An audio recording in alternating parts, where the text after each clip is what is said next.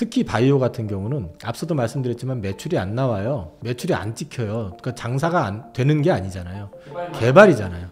그렇기 때문에 사실은 공부를 해야 돼요. 바이오 오리는 2차 전지보다 더 위험합니다. 2차 전지 매출이 있고 성장성 있는 쪽이잖아요. 그 다음에 장기 성장성을 의심은 안 해요. 그런데 바이오는 매출이 나온다는 보장이 없습니다. 가능성에 투자를 하는 거기 때문에 어찌 보면 가장 위험한 섹터예요. 그렇기 때문에 이거를 갖다 올인하시는 거는 도박하고 거의 같다고 보시면 돼요.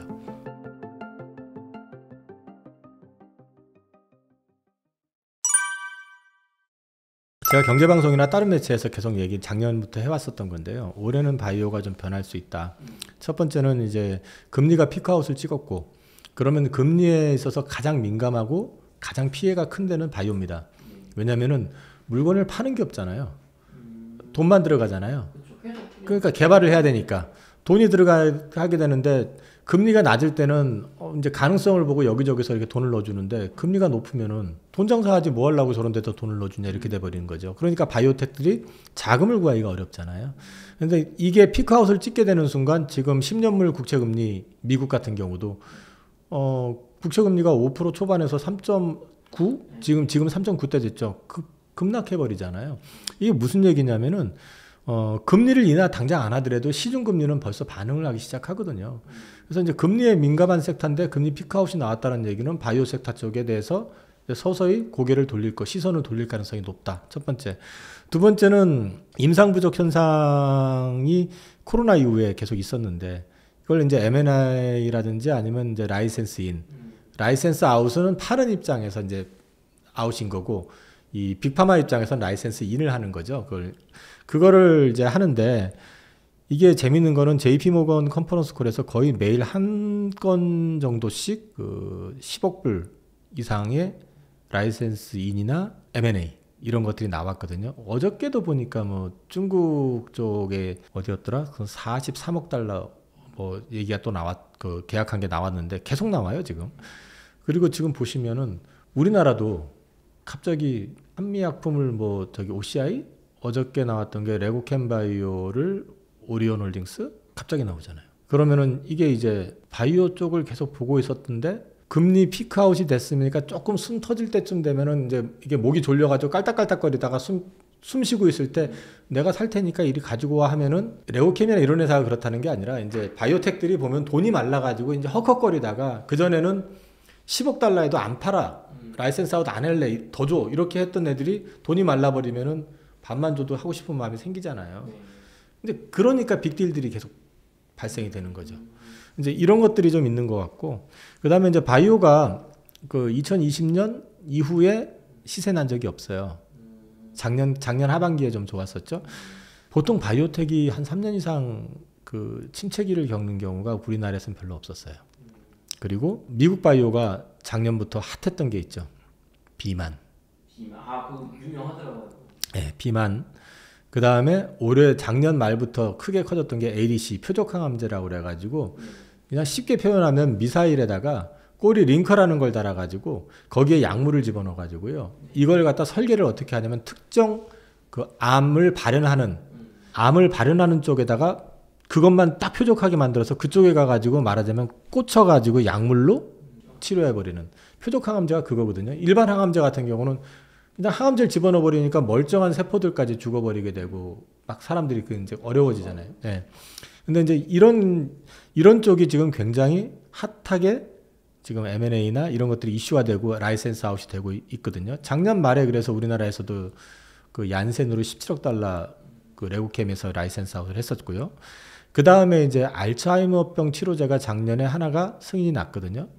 레카네맙이라고 해서 바이오젠에서 이제 승인이 났는데, 바이오젠에서 개발한 게 원래는 작년 연말에 도나메맙이 승인이 날 거라고 봤는데 그게 올 상반기로 연기가 됐어요. 그래서 이제 알츠하이머 치료제, 그러니까 뇌질환과 관련돼 있는 쪽, 요쪽들도 굉장히 시선을 좀 이제 가고 있는, 드디어 치료제가 나온다, 이제 이런 개념으로 보면은 새로운 신성장 동력이 바이오 쪽에서도 이제 출현을 하게 됐다는 거. 그리고 이제 마지막으로 하나만 더 얘기하라고 그러면, 한국 시장에서 그동안 바이오 하면은 요만한 걸 포장 이만큼 해가지고, 그죠? 이만큼 해가지고, 이거 나기만 하면 대박입니다라고 얘기를 하잖아요. 나기만 하면 이러면서 이제 하면은 그래 나기만 하면 하고 쫓아갔다가 아닌가 봐 하면 이제 이런 식이었잖아요. 그런데 이게 지금 이렇게 포장했었던 것들 가운데서 지금 임상 3상을 넘어서 가지고 실제로 그 결과 발표를 한 데가 유한양행에서 이제 렉나자 관련돼 있는 거 레이저 티닙을 존슨앤존슨하고 해가지고 병용 투여한 거 결과가 지난번에 작년에 에스모에서 발표가 났고 그거 아마 이제 신약 승인 신청 들어가거든요. 그러면 그거 빠르면 25년 초부터는 승인 나고 판매가 되면 돈이 들어오는 실제로요. 그다음에 이제 한울제약에서도 지금 이제 라이센스 아웃 한 거를 갖다가 이노반트에서 계속 지금 임상 진행하고 있고 또 중국으로 라이센스 아웃 한 거는 아마 그것도 제품 품목 승인 아마 올해 들어갈 것 같고 이런 것들이 그동안에는 기술만 만들어 가지고 기술만 가지고 또는 예를 들어서 임상 초기 단계에서 되면은 대박 납니다. 이런 식이었었다면은 구체화되고 있는 게 되게 많아요. 그러니까 이런 것들이 성과를 내기 시작하는 시점이 어쩌면 올해부터일 수 있다. 뭐 지금 말씀드렸던 거 말고도 셀트리온도 그동안 이제 바이오 시밀러 위주로 갔었는데 이번에 SC 제형으로 해가지고 유플라이만가 그게 미국에서 신약으로 승인을 받았거든요. 그 SC 제형이 뭐냐면 보통 항암제 같은 경우는 정맥에다가 주사를 놓잖아요. 근데 이제 그거는 피하 주사, 엉덩이에다가 이제 주사를 놓을 수 있으니까 오래 맞지 않고 또 그 병원을 안 가고 자기가 직접 맞을 수도 있잖아요. 그렇죠. 자기가 직접 하면 되니까. 그러니까 여러 가지 편의성들 때문에 이제 그런 것들 그 하고 있는데 셀트리온이 또 그리고 뭐 서정진 회장이 어저께 셀트리온 홀딩스를 미국 나스닥에 상장하겠다. 이렇게 얘기를 하면서 거기서 상장한 돈 가지고 들어와서 100조를 가지고 바이오 펀드 조성해서 국내 바이오를 살리겠다. 뭐 키우겠다 이런 말씀하시는 거. 이런 것들이 전부 하나씩 모멘텀이 될 수 있고 또 실제로 가시화될 수 있는 요인들이 될 수 있다라고 저는 보고 있기 때문에 올해부터는 바이오 섹터가 이전처럼 그냥 꿈만 잔뜩 그려놓고 그림만 보여줘놓고 따라오세요 하는 것보다는 좀 이제 구체적으로 결과를 좀 보여줄 수 있는 것들이 올해 생각보다 많이 나올 수 있다. 예, 그렇게 말씀드릴 수 있을 것 같습니다. 바이오 투자를 하신다면은 저는 일단 첫 번째 뭘 할 거냐보다는 일단은 자세가 달라야 돼요. 이거 한번 사봐. 그 말에 들어가서 사셔가지고 당하시는 경우들이 많습니다. 이거 한번 사봐라고 얘기하시는 분이 그럼 그거에 대해서 알고 얘기하는 거냐? 자기도 듣고 하는 얘기거든요. 남한테 들은 얘기를 전달을 한 걸 가지고 나는 듣고 하니까 몇 번 쿠션 쳐서 들어오는 거잖아요. 그렇게 본다 그러면은 이게 진짜 투자하는데 도움이 될까? 그러니까 특히 바이오 같은 경우는 앞서도 말씀드렸지만 매출이 안 나와요. 매출이 안 찍혀요. 그러니까 장사가 안 되는 게 아니잖아요. 개발이잖아요. 그렇기 때문에 사실은 공부를 해야 돼요. 그래서 이 가능성 여러 가지를 봐야 되는데 저는 일단 투자할 때 걸러내는 기준을 몇 가지를 잡고 있는 것 중에 하나가 최소 2년 이상 현금 유동성이 확보가 되어 있는지. 이게 툭하면 증자하잖아요. 네. 증자하면 다행이에요. 툭하면 시비를 발행을 해요. 아니면 그것도 뭐 하여튼 그런 식으로 해가지고 자꾸 증자를 해대면은 몸집만 커지는 거잖아요. 덩치만 커지게 되고 성과가 나와야 되니까 그게 있고 그 다음에 사업 아이템이 이게 사업성이 좀 커야 돼요. 제가 생각할 때는 그러니까 그 희귀 의약품 개발하는 것도 중요하거든요. 의미는 있는데 투자의 관점에서 봤을 때는 그 희귀 의약품을 공부를 하면 그 시장이 얼마가 되는지를 내가 알아야 되고 그 시장에서 이게 가능성이 얼마가 되는지를 내가 따로따로 알려면은 되게 어렵죠. 그러니까 일반 투자자들이 할 때는 그거보다는 그냥 흔한 질병, 큰 거. 암 치매로.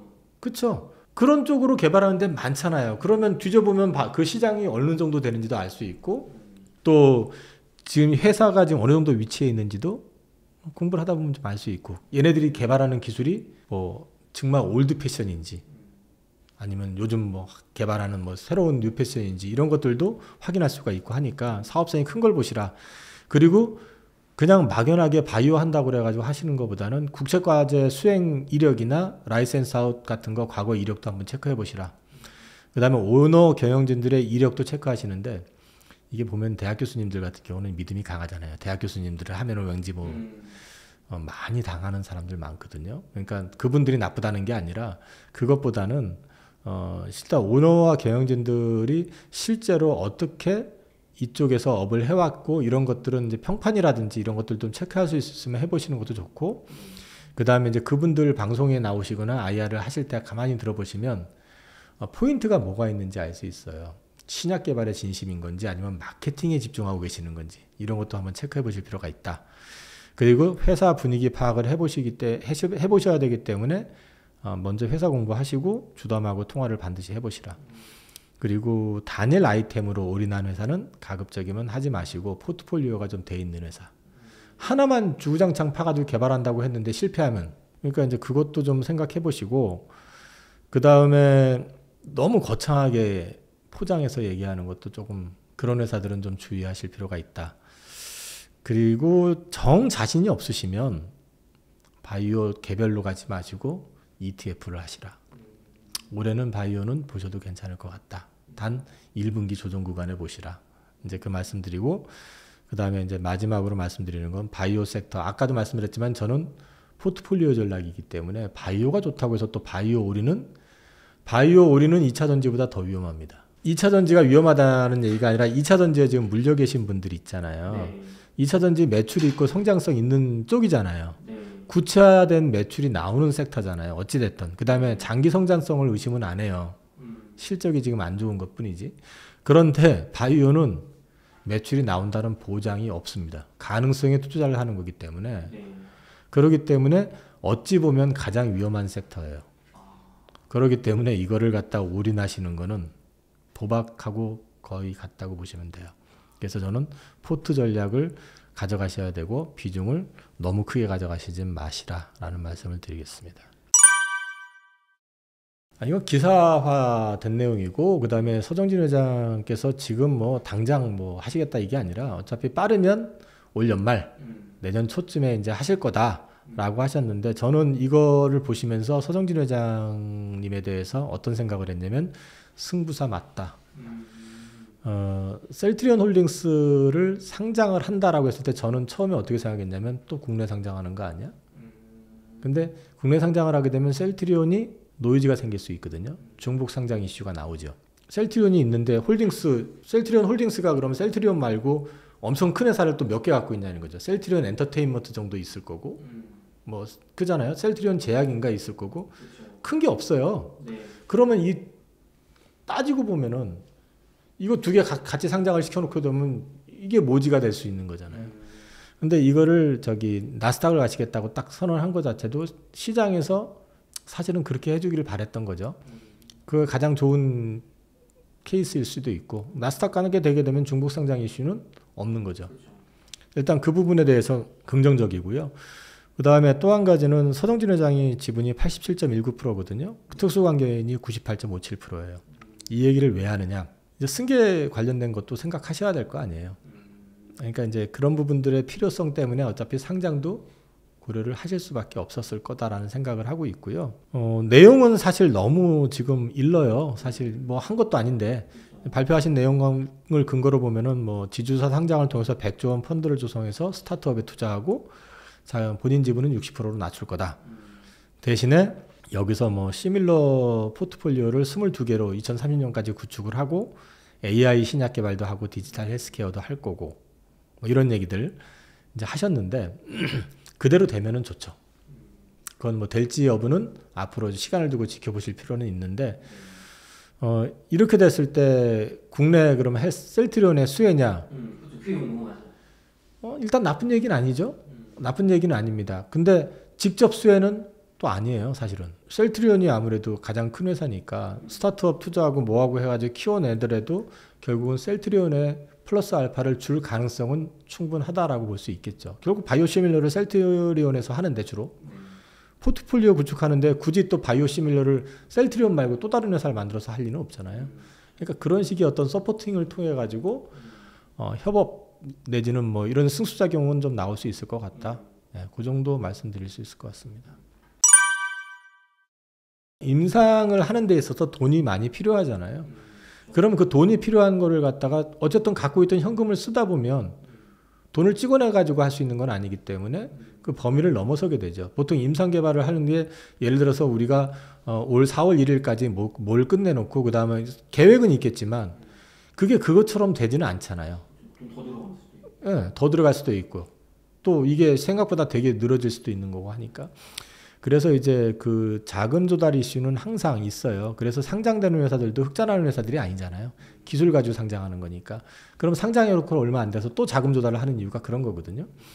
그렇기 때문에 이제 기왕이면 투자를 할 때 그 자금 조달 이슈, 노이즈 이런 거 나오는 것보다는 일정 부분 충분한 양. 저는 사실 원래는 저걸 3년 정도 보고 있었는데 아까 2년이라고 말씀을 드렸는데 2년으로 할까 3년으로 할까 망설이다 그냥 2년으로 했는데 저 같은 경우는 보통 한 3년 정도 현금 흐름을 좀 가지고 있으면 3년 정도는 증자나 자금 조달 이슈, 시비 발행이나 이런 거에 대한 노이즈가 없는 회사들이 편하죠, 사실은.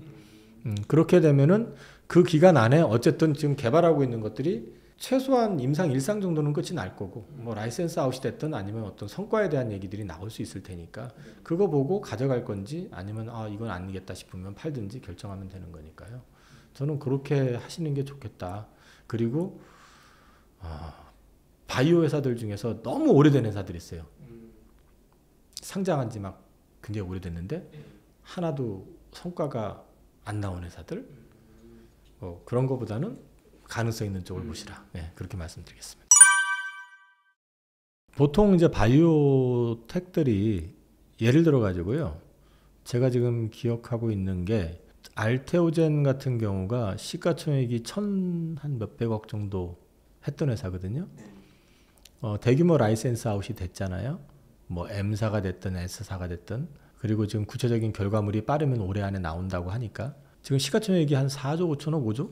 와, 뭐 거의 50배, 45배. 뭐 예를 들면 그렇다는 얘기죠. 뭐 라이센스 아웃을 많이 했던 회사 기준으로 보면 레고캔 같은 경우도 뭐 초기에 옛날 차트 보시면은 주가 굉장히 낮은 상태에서 상당히 많이 올라왔고 그 외에도 뭐 유한야행도 옛날 거 주가하고 비교해 보시면 어쨌든 지금 성과물 구체화되면서 주가 꾸준히 우상향 해왔고 이런 것들이 이제 신약 개발과 직반돼 있는 회사들. 그런데 신약 개발을 할 거야 우리 연내 라이센스 아웃 할 수 있어? 아니면 우리가 하게 되면 가치가 몇십 조짜리야 막 이랬던 데들이 있거든요. 대주주 바뀐 데들이 많고요. 대주주가 바뀌었다는 얘기는 거의 안 됐다는 얘기잖아요. 그리고 주가도 옛날 고가 대비해 가지고 뭐 100분의 1, 10분의 1이 아니라 100분의 1 뭐 이렇게 된 회사들도 있을 거예요. 있는 것 같아요. 제가 100분의 1까지는 아니고 한 50분의 1 정도? 그런 회사들도 있고. 그러니까 그렇기 때문에 사실은 바이오 섹터가 생각보다 되게 어렵습니다. 근데 움직일 때는 핫하니까 다들 또 달려들려고 그러죠. 일단 됐고 하면서 이제 무조건 고하는 그런 습성들이 있으니까 그래서 제가 바이오는 공부가 반드시 수반돼야 된다. 2차 전지도 당연히 공부를 하셔야 되거든요. 그러니까 이렇게 생각하시면 돼요. 나한테까지 그 소리가 들릴 정도면 시장 한 바퀴 다 돈 얘기예요.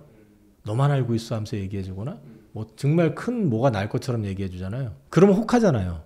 또 그럴 때 보면 주가들이 굉장히 또 막 올라가고 있을 때요. 역으로 생각해 보면 요 밑에 있을 때 산 사람들은 뭐고 나는 여기서 사야 되는데 한 바퀴 돌았다는 얘기거든요. 그러니까 무슨 주식을 하시든 바이오를 떠나가지고 무슨 주식을 하든 간에 주식은 공부를 하셔야 된다라는 거. 특히나 그 중에서 바이오는 공부할 자신 없으면 하지 마시라.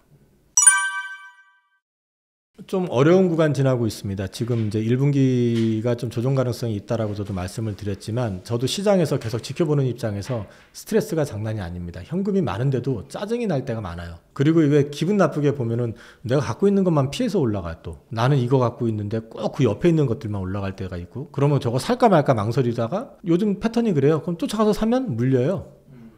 금방 올랐다 또 빠져버린단 말이에요. 그러니까 이 어려운 구간에서는 자꾸 그런 시세에 현혹되시는 것보다는 좀 공부를 꾸준히 하시면서 다음을 준비하는 시간을 보내시면은 뭐 개인적인 생각은 어쨌든 올해 연중으로는 1분기가 저점일 가능성이 높다고 보니까 단 이거는 전제는 있어요. 우리가 모르는 예측하지 못하는 어떤 스파크가 터진다는 거. 뭐 예를 들어 가지고 뭐 팬데믹이 됐든 금융 쇼크가 됐든 이런 게 터지지 않는다는 전제하에서 근데 이제 1분기가 저점일 것이고 저는 그때도 말씀드렸던 것 같은데 3분기가 올 연중 고점일 가능성이 높다라고 보고 있기 때문에 저는 거기에 맞춰서 대응하려고 지금 생각하고 있습니다.